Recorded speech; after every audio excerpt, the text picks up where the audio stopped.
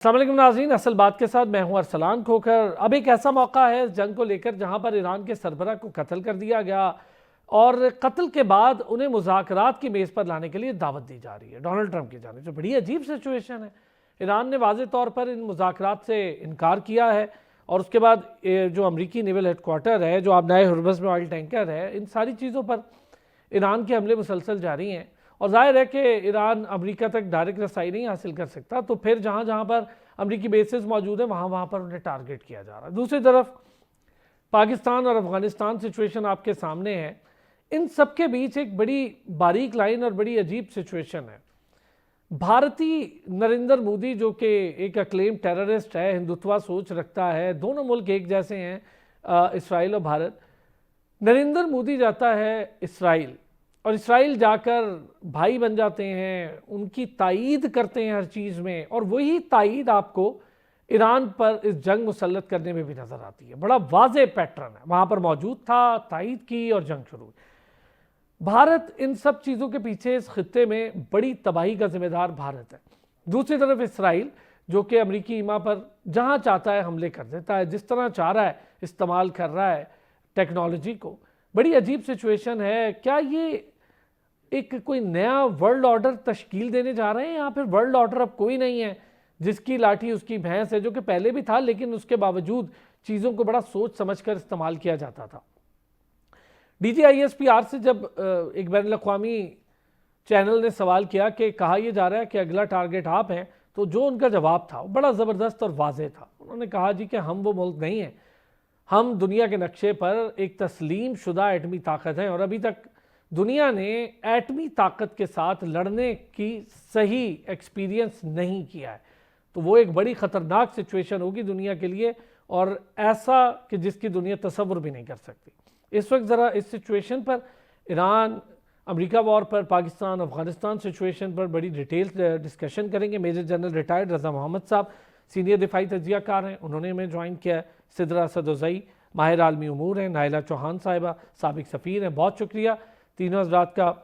रज़ा मोहम्मद साहब, इस वक्त सिचुएशन आपके सामने है, ज़रा ये जो जंग शुरू जिस तरीक़ाकार से हुई है ख़ास तौर पे, और दूसरी तरफ पाकिस्तान को अफ़गानिस्तान के साथ इंगेज जिस तरह किया गया है, इसराइल इंडिया पैकेज अनाउंस करते हैं अफ़गानिस्तान के साथ, वो वहाँ से जंग ट्रिगर करते हैं, एक दहशत गर्द वहाँ पर बड़ा एलिमेंट मौजूद है अफ़गानिस्तान में। अक़वाम मुत्तहिदा की रिपोर्ट आपके सामने है। दुनिया में किसी को फ़र्क नहीं पड़ा कि अफ़गानिस्तान को मार पड़ रही है, क्योंकि हम बेसिकली अफ़गानिस्तान के साथ नहीं, हम तो दहशत गर्दों के साथ लड़ रहे हैं। जी बहुत शुक्रिया अरसलान साहब, मुझे प्रोग्राम में लेने के लिए। आपके लिए व्यूअर्स और जो बाकी डिस्कसेंट हैं उनके लिए बहुत सलाम। हम आते हैं, आपने जो पहला क्वेश्चन किया, part of the question was कि जी ये जंग कैसे शुरू हुई है, इसके बारे में क्या कहा जा सकता है। मेरे ख्याल में अभी हमें कोई अचंभा नहीं होना चाहिए, ना ही दुनिया को होना चाहिए, ना कोई गलत फहमी होनी चाहिए। प्रेसिडेंट ट्रंप जब तशरीफ़ लाए थे तो उन्होंने कहा था कि मैं जंगें बंद करवाऊंगा, और अभी तक वो क्लेम करते हैं मैंने 7 जंगें बंद करवाई हैं। But at the same time अगर आप पुराना अटैक देखें जो यूनाइटेड स्टेट्स के B-52 बॉम्बर्स ने न्यूक्लियर इंस्टॉलेशंस पे ईरान की किया था, उसको देखें और अभी वाले हमले को देखें, तो आपको दोनों में एक सिमिलैरिटी ज़रूर नज़र आएगी कि उनको निगोशिएशंस में इंगेज किया गया है। निगोशिएशंस को एक फसाड के तौर पे, एक डिसेप्शन के तौर पे यूज़ किया गया है, और ड्यूरिंग द निगोशिएशन उन पे अटैक कर दिया गया। नंबर 2, अटैक क्यों हुआ और कैसे हुआ, अगर आप गौर से देखें तो पीछे जाएं, ये क्लिंटन एडमिनिस्ट्रेशन के वक्त शुरू हुई थी बातचीत JCPOA के ऊपर, और जो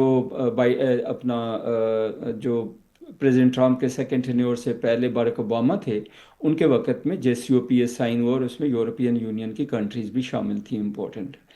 तो उसके मुताबिक सारा कुछ ठीक ठाक चल रहा था, तो सडनली आके प्रेसिडेंट ट्रंप ने उसको एब्रोगेट कर दिया, और अभी फिर वही हुआ, नेगोशिएशन हो रही हैं। ईरान की तरफ से कुछ ऑफर्स भी आई। ईरान राज़ी है कि न्यूक्लियर जो नेगोशिएशंस हैं उनको किसी मनतकी इंजाम तक पहुंचाया जाए, तो सडनली ये हमला हो जाता है। तो मेरे ख्याल में ये जो वजूहात हैं हमले की क्रिएट की गई हैं। क्यों क्रिएट की गई हैं जी? इसमें जो सबसे बड़ी बात यह है कि इस खित्ते में अमेरिका ये चाहता है कि इसराइल जो है, और इसराइल का ज़ाहिर है ये पहला डिज़ायर इसराइल का और फिर अमेरिकन सपोर्ट है, कि वो अनकंटेस्टेड हेजमॉन हो इन दी मिडिल ईस्ट। तो उनको चैलेंज सिर्फ एक ही था इस खित्ते में, और वो था ईरान। और बाकी जो अरब कंट्रीज़ हैं उनका उनके साथ एक फार्म तफहीम या यूं कह दें कि नॉन लड़ाई वाली सिचुएशन थी, कि ना लड़ रहे हैं ना दोस्त हैं, लेकिन एक वक़्त जो है आराम से गुजर रहा था। तो ओनली चैलेंजर वाज ईरान। तो ये सारी रीजंस क्रिएट की गई हैं। लास्ट पॉइंट मेरा ये होगा इस जंग के ऊपर जी, कि अमेरिका ख्वाह चाहे ना चाहे, पेंटागन चाहे ना चाहे, आपने अभी सुना भी होगा पेंटागन ने कहा जी कि हमने तो उसके अगेंस्ट एडवाइस किया था। इसराइल का जो ब्लैकमेल है, प्रेशर है, जो भी कह लें, क्या वो पॉलिटिकल है, क्या पिस्टीन फाइल्स हैं, क्या फाइनेंशियल है, जो भी पॉलिटिकल प्रेशर हैं वटेवर, उसके नीचे ट्रम्प साहब जो है वो उन्होंने इनके साथ मिलके हमला कर दिया। अभी आते हैं अफगानिस्तान, इंडिया और इसराइल की तरफ। इसमें हमें कोई शक नहीं होना चाहिए जी कि इसराइल और इंडिया का बहुत बड़ा गठजोड़ है। अभी जो मिले और उसके फ़ौरन बाद अगर आप देखें तो पाकिस्तान और अफगानिस्तान के साथ सिचुएशन ख़राब हो गई। हम्म। जाहिर है पाकिस्तान हाथ पे हाथ रख के नहीं बैठ सकता था, पाकिस्तान ने जवाब देना था, जो दिया है, ज़रूरत पड़ी फिर भी देगा। हाउएवर ये पाकिस्तान की डिज़ायर नहीं थी कि ऐसे हो, क्योंकि टू फ्रंट सिचुएशन जो है, टू फ्रंट वॉर सिचुएशन, या दोनों फ्रंट्स की इंस्टेबिलिटी किसी सूरत भी ना खत्ते के लिए अच्छी है, ना पाकिस्तान के, ना ही इवन अफगानिस्तान के लिए ये हालत अच्छी है कि उनका अंदर से अपना मुल्क भी तबाह हो रहा है। बट जो रिजीम है उसको शायद इन टेररिस्ट ऑर्गेनाइजेशन, जो यूएन रिपोर्ट का आपने जिक्र किया, 21 टेररिस्ट ऑर्गेनाइजेशन हैं जिनको इन्होंने पाला हुआ है, उनको सपोर्ट करती हैं, इनके इसमें जी, अंडर पार में अम्ब्रेला, बिल्कुल। ये गवर्नमेंट जो वहाँ रिजीम बैठा है उसके अंडर रहने अम्ब्रेला है। दूसरा जी। सर, एक बड़ा सिंपल सा फॉर्मूला है। आप यहूदियों से पैसे लेते हैं मुसलमानों को मारने के लिए, और आप कहते हैं जी हम एक मुस्लिम रियासत कायम करेंगे। ये तो नामुमकिन है, किसी के लिए भी नामुमकिन है, और हमारे लिए तो इसलिए नामुमकिन है, वाह, हमने 40-45 साल इनकी मेहमान नवाजी की है। उस मेहमान नवाजी के सिले में हमें मिला क्या है? दहशतगर्दी, ड्रग, वेपन और कत्लो गारतगिरी। इससे ज़्यादा हम और बर्दाश्त नहीं कर सकते। और अब तो बस हो गई है कि हम अलाउ करें कि भाई दहशतगर्द आएंगे, हम 2-4 मार देंगे। अब सारे दहशतगर्दों को ख़त्म करना, ये जो इस वक्त सिचुएशन है, ख़ास तौर पे ज़रा पहले हम पाकिस्तान और अफगानिस्तान सिचुएशन पर डिस्कशन कर लेते हैं। ये सिचुएशन स्टार्ट ही तब होती है जब बार बार पाकिस्तान महीनों नहीं, साल से 1.5 साल 2 साल हो गए कहे जा रहा है, डोजियर्स भी दे रहे हैं, हम तो उन्हें सबूत भी दे रहे हैं, उनको बता रहे हैं वहाँ वहाँ दहशतगर्द मौजूद है, कैंप्स वहाँ पे चल रहे हैं, सबको पता है। 22-23 आपकी टेररिस्ट ऑर्गेनाइजेशन, इंक्लूडिंग इनकी जो रिजीम गवर्नमेंट में बैठा है वो भी टेररिस्ट है। फिर ये चले जाते हैं इंडिया, फिर इंडिया चला जाता है इसराइल, और इसराइल ऐलान करता है एक पैकेज का। तो इसमें दो और दो करने की ज़रूरत ही नहीं, चीज़ समझ आ रही है। हमें जो करना था वो हमने शुरू किया, क्या ये हमें पहले कर देना चाहिए था? सिद्रा साहिबा, प्लीज़ आपका इस पर क्या मौक़िफ़ होगा? देखिए, मैं बहुत दफ़ा बारहा यही बात करती रही हूँ कि पाकिस्तान ने बहुत ज़्यादा मौक़े दिए थे। आप देख रहे हैं कि हमारे मुल्क के अंदर कॉन्स्टेंटली दहशतगर्दी को फैलाया जा रहा है when it comes to Afghanistan and Pakistan. Secondly कि जब लास्ट ईयर इस किस्म की सिचुएशन को एस्केलेट करने की कोशिश की गई थी, तो वहाँ पे भी अफ़गान लीडरशिप बैठी हुई थी दिल्ली में, और अफ़गान लीडरशिप बैठी हुई थी इंडियन सरकार की गोद में, जहाँ पे उनसे हॉस्पिटल्स बनाने के वादे किए गए थे जो 400 बिस्तरों पर मुश्तमिल होंगे, जहाँ पे 400 नर्सेस देने के वादे किए थे, उनके इंफ्रास्ट्रक्चर को बिल्डअप करने की बात की गई थी। तो वन वे और the other state sponsor terrorism कहाँ से इग्नाइट हो रही है, that was very clear. Secondly कि जिस तरीके से आज से 2 से 3 महीने पहले DGISPR ने ये बात कही थी कि उन्होंने बहुत अपनी एक प्रेस कॉन्फ्रेंस में बहुत वाज़ेह तौर पे ये इशारा दे दिया था कि ये गठजोड़ किसका है और कहाँ से आ रहा है, और उनके एग्जैक्ट वर्ड्स ये थे कि आप किसी भी सिमत से आए, हम आपको देख लेंगे और हम आपको देखने के लिए तैयार बैठे हैं। थर्डली, आप ये देखिए कि जब पाकिस्तान के अंदर रेड लाइंस को क्रॉस किया जाता है, जब इमाम बारगाहों को निशाना बनाया जाता है ताकि यहाँ पे फिरका वरानियत मनाफरत फैले या मजहबी मनाफरत जो है उसको हवा दी जाए, जब आपके रोजेदारों को निशाना बनाया जाता है, स्कूल के बच्चों को निशाना बनाया जाता है, उधर BLA से पाकिस्तान जो है वो उसका सामना करना पड़ रहा है, और आपके वेस्टर्न बॉर्डर के ऊपर जो है एकदम से इनिशिएट कर दी जाती है हमले को, उससे जब आपके फौजी जवान बैठ के अफ्तारी कर रहे होते हैं। ठीक है, कहने को तो आपके मुल्क में शरीयत नाफिज है, लेकिन एक ऐसी शरीयत है कि जो आप रोजेदारों के ऊपर हमले कर रहे हैं, और गिलगित से लेके जो है वो यहाँ तक आप सारी ही पोस्टों के ऊपर अचानक से हमले कर देते हैं जब आपके हमारे फौजी जवान जब रोजे की हालत में रोजा खोल रहे हैं। सेकेंडली कि इसका उनको बिफिटिंग रिप्लाई मिलना इनएविटेबल था। ये इसके अंदर कोई शक नहीं था कि बेफिटिंग रिप्लाई मिलेगा। और पिछली दफा क्या हुआ था कि जब अक्टूबर के महीने में इन्होंने मिसएडवेंचर करने की कोशिश की थी पाकिस्तान के साथ, और पाकिस्तान ने उस मौके पे भी इनको एक बेहतरीन रिप्लाई दिया था, तो उसके बाद ये पाँव में गिरे थे, मिंदे तरले करने पे आए थे, मुज़ाकरात की तरफ आए थे। मुज़ाकरात के अंदर इनकी बदनीयती सबसे ज्यादा कब जाहिर होती है कि जहां पे डॉक्यूमेंट करने की बात की जाती है तमाम मुज़ाकरात को और तमाम मुआहदात को, जिसमें क्लियर कट ये लिखा जाता है कि अफगानिस्तान की सरजमीन किसी भी सूरत में पाकिस्तान के अगेंस्ट इस्तेमाल नहीं होगी दहशतगर्द कार्रवाइयों में। तो वहां पे अफगान जो रिप्रेजेंटेटिव्स हैं वो मुज़ाकरात को डॉक्यूमेंट नहीं करते, फिर अपनी वेबसाइट के ऊपर अल्फाज के रद्दोबदल और हेर फेर के साथ उसको जो है वो शाया करवाते हैं। सेकेंडली आप ये देखिए कि इतने तवील 16-16 घंटे के मुज़ाकरात चले हैं एक एक दिन में। सो फिर अफगान हुकूमत जो है वो बीच में से उठ जाती थी, वो दिल्ली से अपने लिए इंस्ट्रक्शंस लेके आती थी, फिर वो उसके अकॉर्डिंग मूव करती थी। And coming back to the situation of Iran and Israel, अभी देखिए कि जब लास्ट ईयर 2025 में ईरान के ऊपर हमला किया गया था, तो वन वे और द अदर एक्सप्लिसिटली या इम्प्लाइडली एक बड़ा पॉजिटिव रोल पाकिस्तान का सामने आया था, जहां लेटर ऑन तशक्कुर पाकिस्तान के नारे लगे थे। सो पाकिस्तान को पहले उसके वेस्टर्न बॉर्डर पे उलझाया जाता है, पाकिस्तान को पहले उसके वेस्टर्न बॉर्डर पे एंगेज किया जाता है अफगान वॉर में, और उसके बाद जो है वो ईरान पे हमले कर दिए जाते हैं, वो भी उस टाइम पे जब मोदी ऑलरेडी नेतन्याहू के पास मौजूद था। आज मैं देख रही थी कि इंटरनेशनल कम्युनिटी से बहुत ज्यादा बैकलैश की जो है वो आवाजें आ रही हैं टूवर्ड्स मोदी, और अल्लाह करे कि ये खबर सच ना हो कि जिसमें अल जजीरा ने ये सॉरी वॉशिंगटन पोस्ट ने ये क्लेम किया है कि सऊदी अरब का भी बहुत किरदार है इग्नाइट करने में ईरान वॉर को। एंड उसकी आई तरदीद बिलीव एंड उन्होंने आई कर होप। दी है, उसकी तरदीद भी जी सामने आई है, उसकी मजहबत भी सामने आई है, और बड़ा स्ट्रांगली सऊदिया ने इसको कंडेम भी किया है इस चीज़ को। और देखें ये उन्होंने वहां पर सब चीज़ों का जिक्र किया, उन्होंने इंडिया का नहीं किया कि इंडिया की तायद इंडिया का हासिल जिक्र थी। नहीं किया, और इस ये वॉर तो को उस वक्त सब कुछ इनिशिएट नजर किया आ रहा है। जाता है जब जब पाकिस्तान को उसके वेस्टर्न बॉर्डर पे तालिबान के अगेंस्ट उलझाया हुआ है, और मोदी जो है वो नेतन्याहू के साथ बैठे हुए हैं, और इंडिया को मदरलैंड और इसराइल को फादरलैंड जो है वो करार दे रहे हैं। बहुत उनकी ये स्टेटमेंट बहुत वायरल हुई है कि India is the Motherland and Israel is the fatherland. चले उनको ठीक है। बल्दियत में नाम लिखवाने के लिए बेफॉर्म में कोई मिल गया, वो तो ठीक हो गया, वो तो हमें पहले से पता था, वो हमें बताते भी ना तो हमें पता, लेकिन चलें उन्होंने इसको बेफॉर्म में रजिस्टर करवा लिया। नाइला चौहान साहिबा, सिचुएशन आपके सामने है, हम पहले चूंकि अफगान पाकिस्तान सिचुएशन पे बात कर रहे हैं, मेरा तो बड़ा क्लियर ये मौक़िफ़ है कि हम कोई अफगानिस्तान के खिलाफ कोई जंग नहीं है, उन्होंने शुरू किया था, ये तो वॉर अगेंस्ट टेरर है, हम तो टेररिस्ट को मार रहे हैं और हमारा राइट है हम मारेंगे। लेकिन आप ज़रा सिचुएशन रीड करें कि इंडिया और इसराइल एक पैकेज का ऐलान करते हैं, और इंडिया का ये टेररिस्ट जो प्राइम मिनिस्टर है मोदी, ये इसराइल में मौजूद होता है, जिसके बाद बाकायदा तायीद है इसकी इसराइल को, जिसके बाद ये हमले स्टार्ट हो जाते हैं ईरान पर, और पाकिस्तान के साथ अफगानिस्तान की सिचुएशन डिफरेंट हो जाती है। ये एक बड़ा क्लियर मैसेज है। अभी न्यूयॉर्क टाइम्स का इन्होंने जिक्र किया सिद्रा सदोजई साहिबा ने, उसमें उन्होंने बहुत सारे नाम लिए, इंडिया का नाम स्किप कर दिया। हमें भी समझ आ रही है कौन क्या लिख रहा है। आपकी बात दुरुस्त है। इस वक्त जो हालात नजर आ रहे हैं वो बहुत गंभीर हैं, और ये बात दुरुस्त है कि हमें अपने अफगान बहनों भाइयों से हमेशा से मोहब्बत थी, अभी भी है। हमने हमेशा उनको जो है उनकी हर तरह से मदद की है।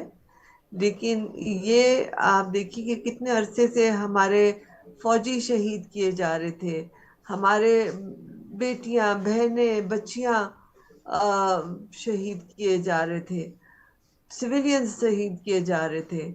और हम इनसे जब गुफ्तगू में बात करते थे तो वो कहते थे ये आपका जो है मसला है, हमारा नहीं है, और आप खुद दहशतगर्दों से जो है वो डील कर लें। अब जब हमने दहशतगर्दों से डील करने शुरू किया है तो फिर भी उनको परेशानी है, क्योंकि अगर वो खुद ये डील कर लेते तो हमें इतनी वो इकदामात ना उठाने पड़ते। लेकिन क्योंकि उन्होंने हम पे छोड़ दिया, और फिर उसके बाद आप देखिए कि जैसे अभी सिद्रा ने भी बताया कि अफ्तारी के वक्त जो है हमारे पोस्ट पे जो है हमला किया, बाकायदा हमला किया गया, ये कोई स्कर्मिश नहीं थी, इट वाज एन अटैक। तो फिर हमें लाजिम हो गया था कि हम जवाब दें। अच्छा डायला साहिबा, माजरत एक चीज़ ऐड ज़रूर कीजिएगा, आप तो चूंकि सफ़ीर रही हैं, सारी चीज़ें हमेशा से देखते हुए आ रहे हैं। पाकिस्तान की एक हिस्ट्री है, हमने ना तो कभी जंग शुरू की है खुद से और ना उसको छेड़ा है, हम सिर्फ जवाब देते हैं। उसके बाद वो जवाब बर्दाश्त भी नहीं होता। 10 मई की रात थप्पड़ पड़े थे भारत को, तो पूरी दुनिया में वो उसकी गूंज सुनाई दी गई थी। तो हम जवाब देते हैं।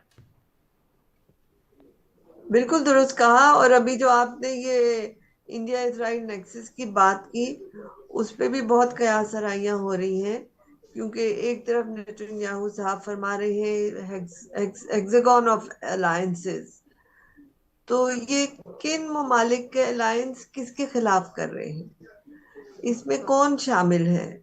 इसमें भारत शामिल है, इजराइल शामिल है, साइप्रस और ग्रीस शामिल है, कुछ अफ्रीका के ममालिक भी शामिल हैं। अभी नामजदगी उनकी इस तरह नहीं उन्होंने अनाउंस की, लेकिन कयास राई है कि इथियोपिया है, सोमालीलैंड है, और इसी तरह कुछ इधर एशियन कंट्रीज भी हैं। तो अगर आप ग्रीस और साइप्रस को देखें, वैसे तो इतना आपको वो सीरियस नहीं लगता, लेकिन वो किसके खिलाफ होंगे? तुर्की के खिलाफ। अगर भारत को और भारत के जो प्रॉक्सी बन रहे हैं अफगानिस्तान में उनको इस्तेमाल करेंगे, तो किसके खिलाफ करेंगे? पाकिस्तान के खिलाफ और ईरान के खिलाफ। और आपने देखा कि ईरान में कई जासूस भारत के भी और अफगानिस्तान के भी पकड़े गए थे, और हमारे यहाँ भी इसी तरह भारत के और अफगानिस्तान के जासूस पकड़े गए हैं। सो दलाइल हैं, ये सिर्फ कयास राई नहीं है, इसके दलाइल भी हैं। बिल्कुल तो ठीक बात है। ये 2007 में जब नेतन्याहू ने कुर्सी संभाली थी या ओहदा संभाला था, तो उसका एजेंडा था कि ये 6-7 ममालिक को उन्होंने गिराना है, तोड़ना है। कौन कौन से वो ममालिक थे उनके टारगेट में? Syria, Lebanon, Yemen, Egypt, Iraq, Iran. तो ये तो आप सोचें कि पिछले 18 साल से इस मंसूबे पे काम कर रहे हैं। बिल्कुल ठीक और है। ईरान अच्छा मैम, ये जो आपने वो अभी ममालिक का नाम लिया, उनकी सिचुएशन भी हम सबके सामने है। वो कोई ऐसा नहीं है कि हमें पता ना हो सिचुएशन। आपने बड़ा ठीक ये बात इसका जिक्र किया। अभी जिस सिचुएशन से वो ममालिक गुजर रहे हैं, जो कुछ हो रहा है, एक मुल्क था जो यूरोप को सबसे ज़्यादा तकलीफ या अमेरिका को उठ रही थी, यूक्रेन की, वो एक मुल्क था। इधर 7-8 ममालिक में इन्होंने इसी तरह चेंज किए हैं, रिजीम चेंज ऑपरेशंस किए। लेकिन ईरान में ये फंस गए हैं। ईरान का रिजीम चेंज ऑपरेशन इनके लिए इतना आसान या तरने वाला नहीं है। बिल्कुल दुरुस्त फरमाया। कुछ मिस कैलकुलेशन हो गई, क्योंकि उन्होंने उनकी स्टाइल ये होती है कि एक शख्स को मार दो तो सारा मुल्क बदल जाएगा। ऐसा नहीं होता। मदुरो को भी उन्होंने निकाला तो रजीम चेंज तो नहीं हुई वेनेजुएला में। उनकी जो वाइस प्रेसिडेंट थी उन्होंने सदारत संभाल ली और अब वो अपनी पॉलिसीज चला रहे हैं। ईरान में आप देखिए, अगर इमाम खामेनाई की बात करें, तो जो इनकलाब का आगाज था उसमें इमाम खोमेनी थे, और फिर 1989 में उनकी वफात हो गई। उस वक्त खामेनाई साहब सदर मुमलिकत थे। फिर उनका दर्जा उन्होंने अपना सोचा कि हम किस तरह से इनकलाब को इंस्टीट्यूशनलाइज करें, क्योंकि इमाम खोमेनी के बाद एक हलचल मच गई थी कि अब इनकलाब आगे नहीं चल सकेगा। सो एक अजीब सी मायूसी और कंफ्यूजन था। लेकिन उस वक्त इमाम खामेनाई ने इसको संभाला और उन्होंने इंस्टीट्यूशन ऑफ राबर बनाई, उन्होंने इंस्टीट्यूशन ऑफ वली फकी बनाई, गार्डियन काउंसिल थी, पार्लियामेंट थी, काउंसिल ऑफ एक्सपर्ट्स थी, तो आईआरजीसी थी। आईआरजीसी भी देखें, पहले कौन थे ये? एक तो आपकी ईरानियन डिफेंस फोर्सेस थी, लेकिन उनको इनकलाबियों ने सोचा कि ये शाह के हमायती हैं, तो डिफेंस फोर्सेस को एक दर्जा नीचे कर दिया गया और वो जवान जो इनकलाब के लिए लड़े, जो सड़कों पे आए, चाहे वो पढ़े लिखे थे, चाहे वो ट्रेन थे या नहीं थे, उनकी जो लॉयल्टी थी टू द इनकलाब, उसकी वजह से उनको ये पासदार बना दिया गया। अच्छा, और आपने फिर बड़ा डिटेल पासदार से पूरा स्ट्रक्चर बयान किया है, बड़ा मैं इस पे बड़ा आपका शुक्रगुजार हूँ। बहुत से लोग शायद इससे नावाकिफ़ होंगे, जो हमारी नई नस्ल है वो तो शायद इससे वाकई नावाकिफ़ होंगे। आपने बड़ा डिटेल एक स्ट्रक्चर बयान किया। मुझे एक ब्रेक लेना, ब्रेक से वापस आएंगे, कोशिश करेंगे ज़रा इस पर बात करके देखिए अभी होने क्या जा रहा है, अगले कुछ दिनों में क्या सिचुएशन होगी, और जो की प्लेयर्स हैं खित्ते के, दो बड़ी ताकतें यहाँ पर खित्ते की मौजूद है, उनका रोल क्या होना चाहिए और क्या रोल है इस वक्त, इस पर भी बात करेंगे एक ब्रेक के। एक बार फिर आपको खुशामदीद कहेंगे। रज़ा मोहम्मद साहब, बड़ा अच्छा, बड़ा खूबसूरत उन्होंने पूरा स्ट्रक्चर बयान किया है मैम नाइला चौहान साहिबा ने। मैं चाहूँगा ज़रा इसी के तनाजुर में हम इस पर ज़रा डिटेल बात कर लेते हैं। जो खित्ता है सर, पूरा खित्ता, इसमें पाकिस्तान एक बड़ी न्यूक्लियर पावर के तौर पे मौजूद है अल्हम्दुलिल्लाह, और हम बड़े सुकून से सोते हैं, हमारी अफवाज बड़ी ज़बरदस्त और ट्रेंड है, प्रोफेशनल है। दूसरी बड़ी ताकतों में एक चाइना है, एक रशिया है जो कमज़ोर हुआ, अब दोबारा ताकत के तौर पे उठ रहा है। हमें एंगेज कर दिया क्या अफगानिस्तान के साथ, उन दो की एंगेजमेंट अभी उस तरह है नहीं, यूक्रेन के साथ है, वो उनके लिए बहुत छोटा मैटर होगा।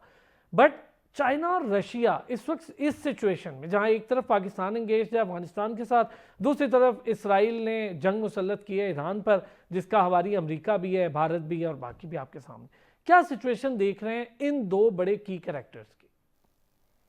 जी बहुत शुक्रिया अरसलान साहब। पहली बात तो ये है जी कि जब आपने जिक्र किया चाइना का और रशिया का, चाइना और रशिया जो है वो डिप्लोमेटिकली पॉलिटिकली सपोर्ट तो करते रहेंगे ईरान को, और I don't know, I am not very sure कि बैकडोर से क्या कोई असला, कोई इस तरह की जो इमदाद है वो भी उनको दी गई थी कि नहीं।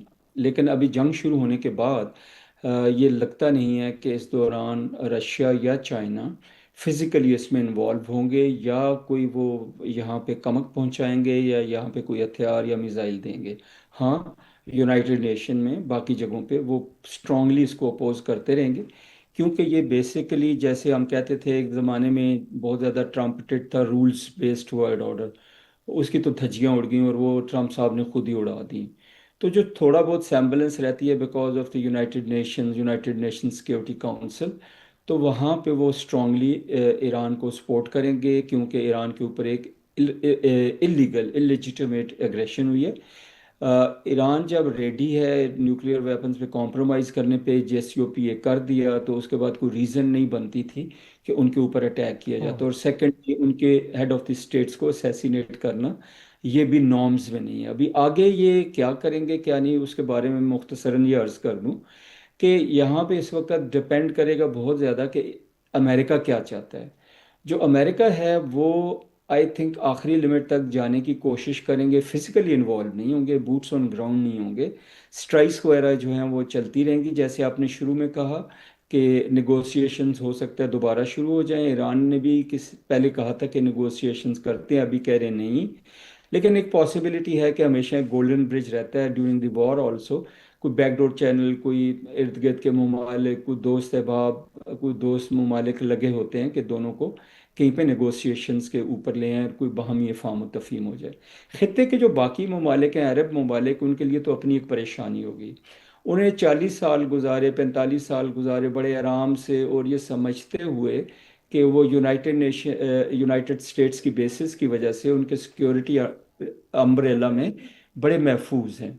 लेकिन आपने देख लिया कि वो जो अम्ब्रेला था वो बिल्कुल गायब हो गया हुआ है, ईरानियन अटैक आ रहे हैं और सब मुल्कों में वो मिसाइल गिर रहे हैं, और कोई अमेरिकन एफर्ट नहीं हो रही उन मिसाइल्स को रोकने की। इसका मतलब ये हुआ कि America is least bothered, least pushed, कि ईरान तबाह होता है, अनस्टेबल होता है, ये खित्ता तबाह होता है, खित्ता अनस्टेबल होता है।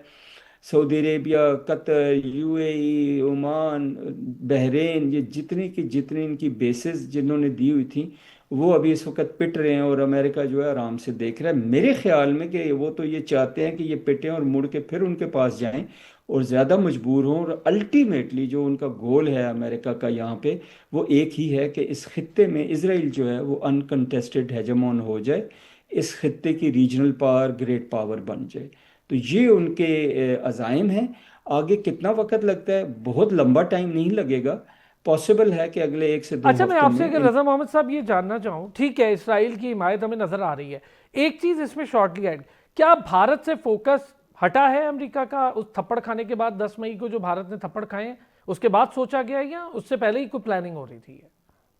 जी, पहली बात तो ये जी कि मेरे ख्याल में जिस वक्त हमला हुआ है इंडिया की तरफ से, उस वक्त तो यही लग रहा था कि शायद उनको गो हेड है अमेरिका की तरफ से टेसिट। अगर आपको याद हो तो उनके जो वाइस प्रेसिडेंट हैं जेडी वैंस यहाँ पे थे, और उनसे जब क्वेश्चन किया गया और ट्रंप साहब से, तो उन्होंने कहा वो आपस में सॉर्ट आउट कर लेंगे।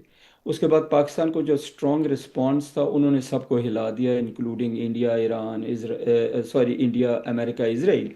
और ख़त्े में भी एक अच्छा मैसेज चला गया, जैसे अभी थोड़ी देर पहले बात हुई थी कि ईरान के केस में भी पाकिस्तान ने बड़ा पॉजिटिव रोल प्ले किया, और फिर KSA का और हमारा एग्रीमेंट हो गया। तो दूसरी बात यह है जी कि इंडिया एक बड़ा मुल्क है, उसके साथ इकोनॉमिकल जो है इनकी मोरिंग्स हैं अमेरिका की। ये पहले भी सभी लोग कहते थे मेरे समेत कि थोड़ा वक्त की बात है, वो आपस में सारी चीज़ें एडजस्ट कर लेंगे। तो अभी इंडिया ने, अगर आपको याद हो, तो 100% कॉम्प्रोमाइज़ कर लिया है, 100% हथियार डाल दिए हैं।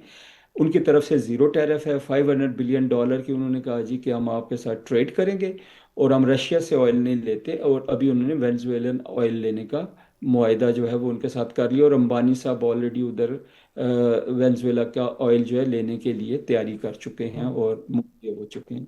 तो अभी इससे जो कंक्लूड मैं करना चाहूँगा कि इंडिया की रेलेवेंस ख़त्म नहीं होगी। इंडिया जो है रेलेवेंट रहेगा, और इंडिया खुद भी ट्राई करता रहेगा, और उसके लिए सबसे बड़ा रास्ता जो उन्होंने अपनाया वो इसराइल है। इसराइली लॉबी जो है वो इतनी स्ट्रांग है यूनाइटेड स्टेट्स में, खोए पॉलिटिकल इश्यूज हों या पॉलिटिकल साइड हो, डिप्लोमेटिक हो, उनका जो अंदर की डेमोक्रेसी है, इलेक्शंस हो, या उनकी इकोनॉमी और फाइनेंस हो, सबको इसराइली लॉबी डोमिनेट करती है। तो इंडिया ने अभी इसराइल का रास्ता अपनाया है। इसलिए मैं ये समझता हूँ कि इंडिया और अमेरिका के दरमियान ताल्लुकात ख़राब नहीं होंगे। रह गई हमारी बात, हमें इस सारी सिचुएशन, इस कॉम्प्लिकेटेड सिचुएशन में बहुत जेलसली अपने अपने इंटरेस्ट गार्ड करने हैं। हमने अमेरिका के साथ, सबके साथ वर्केबल रिलेशन रखने हैं, इंडिया के साथ, अफगानिस्तान के साथ भी नॉर्मलाइज करने हैं। एट द सेम टाइम हमारा जो स्ट्रेटेजिक रिलेशनशिप विद चाइना है, उसके ऊपर किसी सूरत में कॉम्प्रोमाइज़ हमें नहीं करना चाहिए। यही हमारे फ्यूचर के लिए अच्छा है, इस तरह का बैलेंस मेंटेन करना। बहुत अच्छे सर। सिद्रा सदोदई साहिबा, ज़रा एक चीज़, ये जो बड़े दो कैरेक्टर्स हैं चाइना और रशिया, क्या रोल है? जंग को किस हद तक देख रही हैं, कहाँ तक जा सकती है जंग, क्या शक्ल इख्तियार कर सकती है? अफगानिस्तान पाकिस्तान सिचुएशन क्या देख रही हैं? देखिए, जब अब्राहम लिंकन आया था ना, ये बहरी बेड़ा, पहला बहरी बेड़ा जब आया था, तो मैंने उससे की बात की थी कि ये because this is the same Abraham Lincoln कि जिसके ऊपर खड़े होके जॉर्ज डब्ल्यू बुश ने कहा था मिशन अकम्प्लिश, जब इराक को इन्वेड किया गया था। और जब अब्राहम लिंकन आया था, तो मेरी पहली पेशन गो ये थी कि ये बगैर अपने किसी भी छेड़छाड़ के वापस नहीं जाएगा, क्योंकि इतनी बड़ी आप जो है वो मिशंस अगर उतार रहे हैं, तो आप उसको खाली हाथ वापस लेके नहीं मुझे जाएंगे। बिल्कुल और आप आपकी ये ये बात देखिए याद कि है, हमारे ही शो में आपने उस वक्त ये बात कही थी कि ये ऐसे नहीं जाएगा, ये आया है तो इसकी रीजन ये होगी। ऐसा, हाँ। सेकेंडली कि आज से 2 हफ्ते, अच्छा, फिर उस इब्राहिम लिंकन के बाद जो है वो एक वार्निंग बेल्स ना सिर्फ ईरान के अंदर जो है दे स्टार्टेड रिंगिंग, बल्कि आज से 2 हफ्ते पहले मिस्टर अली रजानी को तमाम इख्तियारात सौंप देना इटसेल्फ एक बहुत बड़ा इंडिकेशन थी फ्रॉम ईरान की we are ready and we are हम किसी भी मिस एडवेंचर को काउंटर करने की सिचुएशन में बैठे हुए हैं। तो आप ये देखिए, अच्छा, मीनवाइल जब इब्राहिम लिंकन आया है और जब ईरान के अंदर जो है वो लीडरशिप के नाम उन दूसरी इनके बाद इनकी बारी, इनके बाद इनकी बारी, लीडरशिप के नामों के ऊपर जहाँ पे जो है बताए जा रहे थे, सर ने एक बात की चाइना के हवाले से, तो कुछ खबरें मेरी नजर से ऐसी गुजरी थी कि पर डे 60 कार्गो प्लेन्स जो है वो चाइना से उड़ के आते थे, ईरान के अंदर कुछ रख के, और फिर वो वापस जाते थे। तो ये फैक्टर तो हम निगेट नहीं कर सकते कि चाइना ने एक स्ट्रॉन्ग सपोर्ट दी है। सेकेंडली, मैं थोड़ी देर पहले की एक जो है वो स्टेटमेंट देख रही थी कि अभी तो ईरान ने अपने पुराने मिसाइल्स चलाए हैं, अभी तो नए मिसाइल्स की बारी नहीं आई। तो जदीद हथियार और इतनी और ऑफिशियली इतनी बड़ी स्टेटमेंट का आना कि अभी नए हथियार की बारी है जिसके ऊपर अमेरिका चीख उठेगा। सो इस फैक्टर को निगेट नहीं किया जा सकता कि चाइना की तरफ से किसी किस्म की स्ट्रॉन्ग सपोर्ट नहीं आई। फिर आपने बात की थी मुज़ाकरात के हवाले से, देखिए इन द मिडल ऑफ मुज़ाकरात ये सारी सिचुएशन एस्केलेट की गई है। ट्रम्प का बेसिक मकसद ही ईरान के ऊपर हमला था, और उसी मकसद को अचीव करने के लिए पहले रिवोल्ट की सिचुएशन जो है उसको हाईलाइट किया जाता है, उसको एस्केलेट किया जाता है, हवा दी जाती है। मोसाद के एजेंट्स जो हैं उनके जरिए दोनों साइड्स ऑफ द पार्टीज के ऊपर फायरिंग करवाई जाती है। वहां पे जब सिचुएशन अंडर कंट्रोल हो जाती है तो फिर यूरेनियम को एक जिसको कहते हैं बहाना बनाया जाता है। जब ह्यूमन राइट्स का बहाना काम नहीं आया तो यूरेनियम का बहाना बनाया। फिर मुज़ाकरात की तरफ बात आती है। ईरान ने पहला दौर मुज़ाकरात का पूरा कर लिया, शराइत मानने के लिए तैयार था, अभी तो दूसरा दौर इस हफ्ते में शुरू होना था। और मिडल ऑफ द मुज़ाकरात जो है वो आप अपने बहरी बेड़े भी जो है वो कब से लेके आए हुए हैं, और उसके बाद आप मैंने एक स्टेटमेंट पढ़ी थी जिसमें कहा जा रहा था कि मजा नहीं आया ईरान के साथ मुज़ाकरात करके, और मेरे तरीके के मुताबिक ये मुज़ाकरात नहीं हुए, और उसके अगले दिन जो है वो ईरान के ऊपर हमला कर दिया जाता है। सिमिलरली ईरान पे हमला करना एक बात थी, दूसरा आप ये देखिए कि कल जिस किस्म की स्टेटमेंट्स आ रही थी कि अमेरिका ने रेड लाइंस को क्रॉस किया है। कल शाम तकरीबन 9 साढ़े 9 बजे के टाइम पे सदर ट्रम्प की एक स्टेटमेंट आई थी कि ईरान जो है वो हमसे मुज़ाकरात करने की कोशिश कर रहा है और हमें पैगाम भिजवाए हैं मुज़ाकरात के, जिसके बाद एग्जैक्टली आधे घंटे के अंदर अंदर इसकी तरदीद की गई थी और बदला लेने का जो है वो ईरानी ऑफिशियल्स की तरफ से स्टेटमेंट जारी बिल्कुल। की गई थी कि हम इस चीज का बदला लेंगे। और आज की रात जो है, अच्छा, और उस 9 साढ़े 9 बजे से के 1 घंटे पहले जो है सदर ट्रम्प की स्टेटमेंट आई थी कि ईरान बड़े हमले की तैयारी कर रहा है तो हमारा मशवरा है कि उसको रोका जाए। फिर वो मुज़ाकरात की बात करते हैं और उसके बाद जब इन्हीं दोनों स्टेटमेंट्स के बाद ईरान ऑफिशियल्स की तरफ से स्टेटमेंट आती है कि हम आज की रात बदला लेंगे, और तकरीबन 12 साढ़े 12 बजे तकरीबन 100 के करीब जो है वो मिसाइल्स दाग दिए जाते हैं हाइफा के अंदर, यरूशलेम के अंदर सायरन्स बजना शुरू हो जाते हैं। इस सिचुएशन में जैसा आपने पूछा कि हालात किस तरफ जा रहे, हालात अभी बेहतरी की तरफ नहीं जा रहे।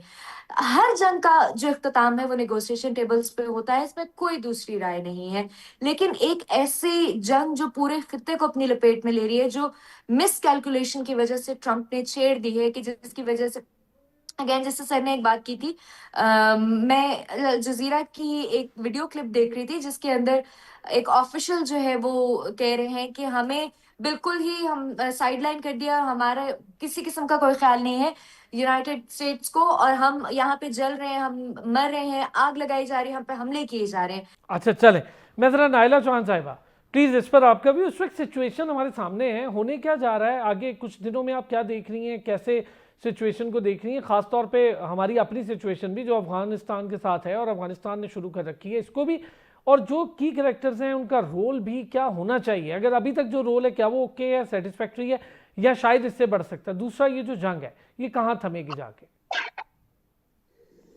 देखिए, जहाँ तक रोल की बात है इस वक्त कहना मुश्किल है, क्योंकि ईरान की स्ट्रेटजी है कि ये लॉन्ग सस्टेन्ड वॉरफेयर हो, क्योंकि उसको पता है कि इजराइल में स्ट्रेटेजिक डेप्थ नहीं है और उनका स्टैमिना भी नहीं है, उनकी पॉपुलेशन भी नहीं है, तो ये जो असला इन्होंने कुछ इकट्ठा किया हुआ है ये इनका जल्दी ख़त्म हो जाएगा, ये लॉन्ग सस्टेन वॉर नहीं कर सकते। और अमेरिका का भी देखिए कि अभी उनकी मिड टर्म इलेक्शंस आ रही हैं ट्रम्प साहब की, तो वो उस इलेक्शन से पहले ये सिलसिला ख़त्म करके अपनी इलेक्शंस पे फोकस करना चाहते हैं, तो वो भी ड्यूरेबल नहीं चाहते। और ईरान को इन बातों का पता है, और ईरान ने 10 साल की जंग की थी इराक के साथ, सही थी, तो उनकी कौम बहुत रिजिलियंट है और उन्हें अब मतलब पता है कि इन लोगों में स्टैमिना नहीं है, तो ईरान की कोशिश होगी कि लॉन्ग सस्टेन वॉरफेयर हो, जबकि इजराइल और अमेरिका की कोशिश होगी कि इसको अब जल्दी ख़त्म करें। ठीक हो गया। रज़ा मोहम्मद साहब, ये जो अभी हमने एक थोड़ी सी डिस्कशन की थी इंडिया को लेके, इस वक्त ना एक सिचुएशन डेवलप हो रही है जो कांग्रेस भी खुद कह रही है कि इस तरह आपने अपने मईशत के पार्टनर के साथ छुरा घोंप दिया है। दूसरी तरफ अफगानिस्तान है जो इनकी गोद में जाके बैठा है, उसकी सिचुएशन भी इससे कोई अलग नहीं होगी जो सबके साथ भारत करता रहा है। ये दोनों चीज़ें कितना लंबा अरसा चलता देख रहे हैं, खासतौर पे ईरान वार और ये अफगानिस्तान के साथ जो हमारा इस वक्त क्लैश है। जी, पहली बात तो ये कि ईरान के बारे में जैसे पहले मैं अर्ज़ कर रहा था कि अगले 2-3 हफ्तों में हम ज़रूर देखेंगे कि अमेरिका और बाकी खित्ते के ममालिक जो हैं वो ईरान के साथ दोबारा नेगोशिएशंस जो हैं रिकंटिन्यू करने की कोशिश करेंगे, कर देंगे। और इस पे बड़ी सैर हासिल गुफ्तगू हो चुकी है कि किस तरह वेरियस फेजेस गुफ्तगू के चलते रहे और कैसे उनको जो है डिसीव किया गया। और जैसे मैंने अर्ज़ किया था शुरू में, पहली दफ़ा भी और अभी भी नेगोशिएशंस को एक डिसेप्शन के तौर पे, एक ढाल के तौर पे, एक वो क्या कहते होते हैं, धोखे के तौर पे यूज़ किया गया था। अभी आते हैं कि आगे क्या होगा। जैसे मैं अर्ज़ कर रहा था, कोशिश होगी उनकी कि जितनी जल्दी जो है ये जंग ख़त्म हो जाए। और रिजीम चेंज का जहाँ तक ताल्लुक है, पहले भी बात हुई, मैं अभी थोड़ा और अर्ज़ करता चलूँ कि ये सेकंड टाइम है कि इरानियन लीडरशिप जो है उनको वो सफ़ाई हस्ती से मिटाया गया। लेकिन वहाँ भी जो सिस्टम है, जो सक्सेशन का वो उन्होंने पहले से सोच के रखा हुआ था, अभी लीडरशिप आ गई है तो रिजीम एज सच चेंज नहीं होगी। रिजीम के सरबराह जो हैं वो चले गए हैं, जो अभी खामेनेई साहब हैं उनकी जगह वो ने जो हैं रज़ा अली साहब वो शायद टेक ओवर करेंगे। बट आई थिंक उनकी सोच, उनका जो स्टाइल, उनकी जो पॉलिसीज़ हैं वो बरकरार रहेंगी और उसी तरह चलेंगी। तो आगे चलते हैं कि क्या ईरान क्या चाहेगा। जैसे नाइला साहिबा कह रही थी, इट इज़ क्वाइट लाइकली कि ईरान जो है वो चाहेगा कि थोड़ा सा और अगर प्रोलॉन्ग हो तो वो अपने हथियार यूज़ कर सकें। बट उसका दूसरा पहलू ये है, क्या ईरान जो है उसकी इकोनॉमिक सिचुएशन, इंटरनल सिचुएशन और जो बाकी जो हालात हैं, ख़ास कर जो इकोनॉमी के हालात हैं, कि क्या उनके ऊपर उनको थोड़ा सा प्रैग्मेटिज्म की ज़रूरत है कि नहीं है। तो ये दोनों चीज़ों को बैलेंस मेरा ख्याल है जो ईरानियन लीडरशिप है वही कर सकेगी। अल्टीमेटली हर जंग का हल तो वही होता है जी कि कहीं ना कहीं पे ये अमन पे आके बात रुकती है, टेबल पे आके बात ख़त्म होती है। और कुछ माहदे शायद ऐसे हो जाएं जहाँ पे जो न्यूक्लियर माहदा JCPOA था शायद उसकी रिवाइवल की तरफ ये चल पड़े। बाकी ईरान जो है कभी अपने प्रिंसिपल स्टांस पे कॉम्प्रोमाइज़ मेरे ख्याल में नहीं करेगा। अमेरिका की चाहत और कोशिश होगी कि अब्राहम एकॉर्ड्स में ये आ जाएं या इसराइल को तस्लीम कर लें। मेरा ख्याल है ईरान जो है ये काम नहीं करेगा और एक टेंशन की सिचुएशन जो है प्रोलॉन्ग अभी थोड़े अरसे के लिए करेगी। नाइला चौहान साहब, रोल ऑफ यूनाइटेड नेशन अब एक बोर्ड ऑफ पीस भी बन गया है, नाम उसका बोर्ड ऑफ पीस है, काम वहाँ पीस वाला कोई हो नहीं रहा, एक बन गया है यूनाइटेड नेशंस। ये क्या है? ये दो पैरेलल बॉडीज बन रही हैं, अलग अलग काम करेंगी? कोई बोर्ड ऑफ पीस की अभी इतनी स्ट्रॉन्ग जो फुटवर्क नहीं है, इतने फुटस्टेप्स। ये यूनाइटेड नेशन का रोल खाली बयानात तक है, क्या कोई ठोस रोल हो सकता है इस सिचुएशन को लेकर? उसके लिए अरसलान आपको यूएन का सिस्टम समझना होगा। जब यूएन बनाया गया था 1945 में, तो उस वक्त कितने ममालिक आज़ाद थे? उस वक्त तो पाकिस्तान भी आज़ाद नहीं हुआ था और भारत भी नहीं था, चीन भी नहीं था। आज का जो यूएन है उसमें जो है करीबन 200 मेंबर्स हैं जनरल असेंबली में। P5 ही रहा, सिर्फ उन्होंने ऐड कर लिए कुछ नॉन परमानेंट मेंबर्स जो ऑन रोटेशन होते हैं, जिनको वीटो राइट्स नहीं होते हैं। तो जो उसका मंसूबा था उसमें अमेरिका को लगने लगा कि अब ये जो 200 ममालिक हैं सारे उठ के उंगली उठा लेते हैं इनके ऊपर, इनके करतूतों पे, जो कि इन्हें नागवार है। इजराइल को भी जितनी यूएन में जो है वो उसकी हैसियत बाहर की जाती है, कहीं दुनिया में नहीं की जाती। तो both Israel and America are not in favour of UN. So America ने अपनी जो कंट्रीब्यूशंस जो 1945 में फाउंडिंग मेंबर्स में से था, उसने अपनी कंट्रीब्यूशन उसमें से निकालनी शुरू कर दी ताकि यूएन को इस काबिल ना छोड़े कि वो कोई कॉन्क्रीट एक्शन ले सके। अब इन्होंने बोर्ड ऑफ पीस बनाया है। कुछ मेंबर्स को तो उन्होंने काफ़ी मेंबरशिप फी हैवी चार्ज की है। जो आपने अभी यूनाइटेड नेशंस का सारा हुलिया बताया, आज से पहले मैंने भी ऐसा कोई रोल, मेरी इतनी एज में मैंने नहीं देखा। आप लोग तो बड़े अरसे से ये सारी चीज़ें सर्व भी कर रहे हैं, लेकिन इस वक्त सिचुएशन है बहुत टेंस, पाकिस्तान के लिए ख़ास तौर पे बहुत ज़्यादा क्रूशल है, क्योंकि सारे मामलात बहुत डिफरेंट नौइयत के पाकिस्तान भी फेस कर रहा है। नाइला चौहान साहिबा, thank you so much. Sidra Sadozai साहिबा का बहुत शुक्रिया। Major general retired Raza Mohammad साहब हमारे साथ मौजूद थे, थैंक यू सो मच। एक ब्रेक लेंगे, ब्रेक से वापस आएंगे।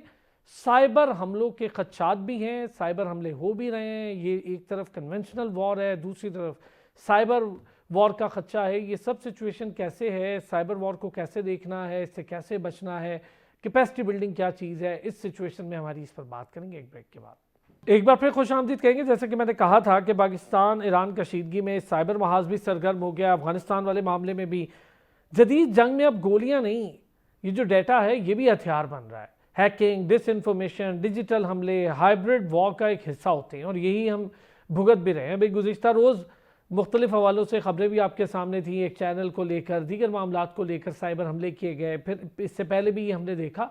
इस वक्त सिचुएशन बड़ी अलग है, कन्वेंशनल वॉर और साइबर वॉर एक साथ चल रही है। मीडिया कम्युनिकेशन, इंफ्रास्ट्रक्चर, ये सब साइबर के ख़तरात की जद में है इस वक्त। फायरवॉल दिफाई लाइन समझी जाती है, लेकिन किस हद तक है, क्या है, इस पर भी बात करेंगे। रियासती तनाज़ात अब डिजिटल स्पेस तक फैल चुके हैं, हम देख भी रहे हैं मुख्तलिफ प्लेटफॉर्म्स पे ये सारी चीज़ें नज़र आ रही हैं। हम क्या तैयार हैं साइबर के दिफा के लिए, हमारे पास क्या कुछ है। सरहदों के साथ साथ ये जो सर्वर्स की हिफाजत है, क्या हम उसके लिए भी तैयार हैं, डेटा अपना बचाने के लिए भी तैयार हैं। इन सारी चीज़ों पर बात करेंगे। इरफानुर रहमान साहब साइबर सिक्योरिटी एक्सपर्ट हैं। बहुत शुक्रिया इरफान साहब, आपने वक्त निकाला। इरफान साहब, अभी हालिया हम जो सिचुएशन देख रहे हैं, एक तरफ कन्वेंशनल वॉर है जो सरहदों पर लड़ी जा रही है, दूसरी तरफ एक वॉर है जो कि साइबर अटैक के ज़रिए लड़ी जा रही है। क्या आप समझते हैं कि इस वक्त ये सिचुएशन बहुत ज़रूरी है, हमें इसमें कैपेसिटी बिल्डिंग की ज़रूरत है? हम आज कहाँ खड़े हैं, ख़ास तौर पे ये जो डेटा है इसको हथियार बनने से कैसे बचाना है, और दूसरा हैकिंग, डिसइंफॉर्मेशन, डिजिटल हमले, ये सब चीज़ें ज़रा हमें बताइएगा। जी, थैंक यू वेरी मच। अस्सलाम वालेकुम जी। आपने बिल्कुल सही कहा, जो न्यू वॉर्स हैं वो they will not be more on to the traditional weapons. वो तो अब उन वेपन से कम लड़ी जाती हैं और डाटा और इंफॉर्मेशन को ज़्यादा बड़ा हथियार समझा जाता है। हमारे पास from the technical point of view हमारे पास सब कुछ है। हम टेक्निकली, हमारे पास सारी टेक्नोलॉजी है, सब कंट्रोल्स हैं। एक चीज़ जो सारी दुनिया उसमें लैग करती है, सारी दुनिया, पाकिस्तान हम शायद और बाकी कुछ कंट्रीज थोड़ी सी ज़्यादा करती हैं, वो है ह्यूमन रिसोर्स अवेयरनेस।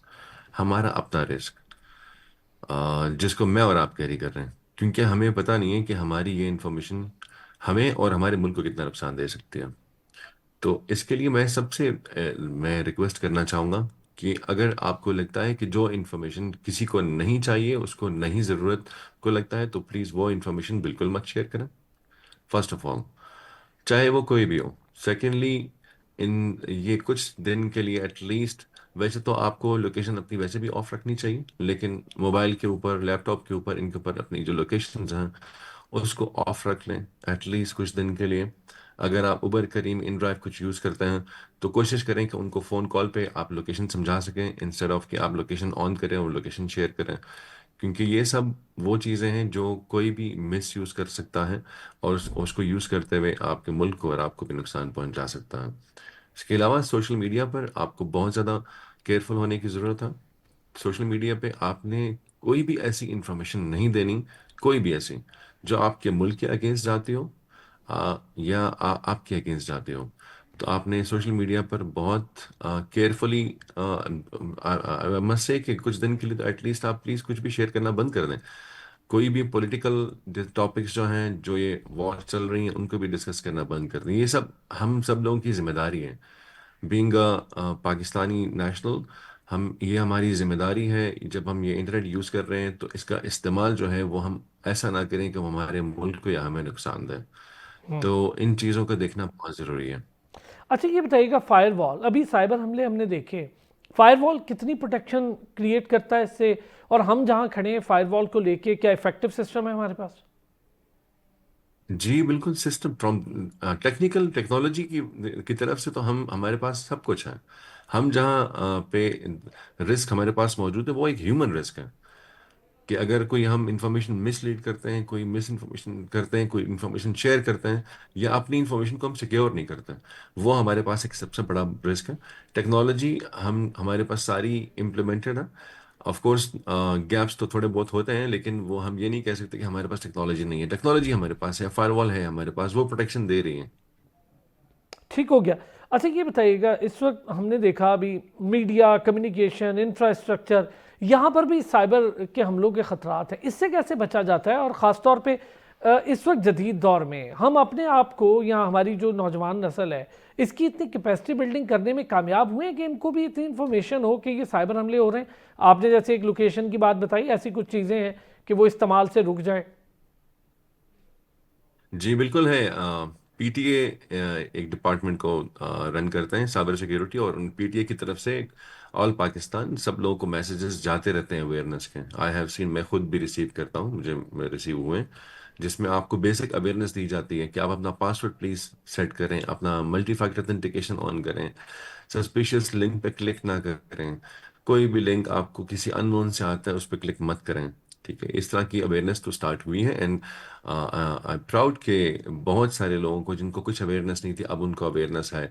आज मैं एक काफ़ी एजेड बुजुर्ग से मिला, is my in my neighbour, उनका कंप्यूटर से कोई ताल्लुक नहीं है, बट वो भी मुझे साइबर की चीज़ें बता रहे थे, बिकॉज उनको पीटी की तरफ से कुछ मैसेजेस रिसीव हुए थे, कुछ उन्होंने ऑनलाइन जो हमारी नेशनल साइबर सिक्योरिटी एजेंसी है उनकी वेबसाइट पे कुछ चीज़ें देखी थी, अब उनकी तरफ से भी कुछ मैसेज रिसीव हो रहे थे, जिससे गुड इनिशिएटिव।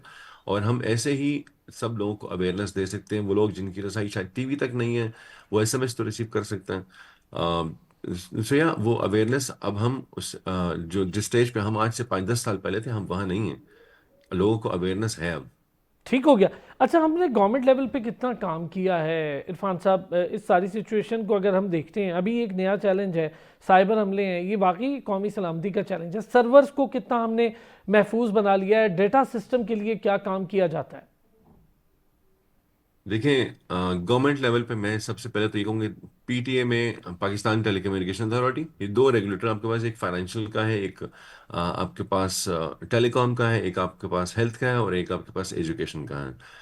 चूंकि स्टेट बैंक जो फाइनेंशियल था वो ऑलरेडी इसके ऊपर काफ़ी काम पहले से भी कर रहा था, पीटीए ने कुछ साल पहले इनिशिएटिव लिया, एंड पूरे एक साइबर सिक्योरिटी डिवीजन फॉर्म हुआ, और उसके टेलीकॉम सेक्टर को कवर किया गया, टेलीकॉम सेक्टर की सिक्योरिटी, जिसमें हमारे मोबाइल और ये चीज़ें। एजुकेशन सेक्टर ने काफ़ी ज़्यादा काम कर लिया है साइबर सिक्योरिटी के ऊपर। हेल्थ सेक्टर में अभी तक हम थोड़ा सा लेग करते हैं, और होपफुली कि हम उसको बहुत जल्दी कवर करेंगे। जो सर्वर्स का आपने मुझे कहा है, देखें सर्वर हर इंडस्ट्री के, जिस तरह टेलीकॉम है तो उसके जो सर्वर्स हैं, आई एम श्योर कि उसकी सिक्योरिटी इन प्लेस है। We are mostly work on the zero trust technology. ठीक है, जो मोस्टली टेलीकॉम जो क्रिटिकल ऑपरेटर जो बड़े हैं, तो चूंकि मैं खुद भी कुछ टेलीकॉम ऑपरेटर्स के साथ काम कर चुका हूँ, तो आई नो कि हम आज से 5-10 साल 15 साल पहले जहाँ थे हम वहाँ नहीं हैं। अब हमारे पास सिक्योरिटी कंट्रोल्स भी हैं, और हमने सर्वर्स काफ़ी ज़्यादा सिक्योर कॉन्फ़िगरेशन के साथ हैं। So we are good. ठीक है। अच्छा, जो नेक्स्ट लेवल हैकिंग है जो हम देख भी रहे हैं कि चैनल्स को, टेलीविज़न चैनल्स को, वेबसाइट्स को, मेजर वेबसाइट्स को या बड़ी हसास चीज़ों को हैक कर लिया जाता है, इसका भी तोड़ मौजूद है हमारे पास, और क्या होता है इसका तोड़? देखें, ये एक ऑनगोइंग प्रोसेस है, एक ऑनगोइंग वॉर है। वेबसाइट है या कोई वेब एप्लीकेशन है या मोबाइल एप्लीकेशन है, आप उसको कभी भी 100% सिक्योर नहीं कर सकते। उसमें कुछ ना कुछ रह सकता है। ऑफ कोर्स एक चोर जो है वो एक चौकीदार की जो उसकी सिक्योरिटी कंट्रोल्स हैं वो उसको कहीं ना कहीं शायद ब्रेक कर सकता है। We just always try to reduce the risk कि हमारे पास जो इस तरह की टेलीविजन की जो वेबसाइट्स हैं, एप्लीकेशंस हैं, हम उनके ऊपर मैक्सिमम सिक्योरिटी कंट्रोल्स लगा सकें और उसको मॉनिटर कर सकें। मेरा ख्याल है कि क्विक विन जो हमारी सक्सेस है वो यही है कि हम उसको प्रॉम्प्टली रिस्पॉन्ड कर सकें। If there is any disaster, अगर कोई हमारी किसी वेबसाइट को हैक करता है, तो हम उसी टाइम हमें ये पता भी लग सके और हम उसको रिस्पॉन्ड कर सकें और उससे हम प्रोटेक्ट कर सकें, हम रिस्टोर कर सकें सर्विसेज। तो आई थिंक कि we are very much ready for it. हम ये नहीं कहते कि हम 100% सिक्योर हैं, 100% सिक्योर कोई भी नहीं हो सकता। There is always room for the improvement, और गैप्स कुछ ना कुछ रह ही जाता है। So yeah thank you so much. Irfanur Rahman साहब, साइबर सिक्योरिटी एक्सपर्ट, हमारे साथ मौजूद थे। बड़ी डिटेल डिस्कशन, क्योंकि कल से ये चीज़ बहुत ज़्यादा फैली थी। कैसे बचा जा सकता है, आप अपने आप को कैसे सिक्योर बना सकते हैं, अभी उन्होंने बताया। और इन चीज़ों से बचकर अपना मोबाइल, अपना लैपटॉप, ये बहुत हसास इंफॉर्मेशन है, अपना डेटा, आपके सर्वर्स, ये सारा कुछ सिक्योर किया जा सकता है और हम इसके लिए तैयार भी हैं। बहुत शुक्रिया नाज़रीन, आपका भी कल फिर होगी आपसे मुलाकात। अपना ख्याल रखें।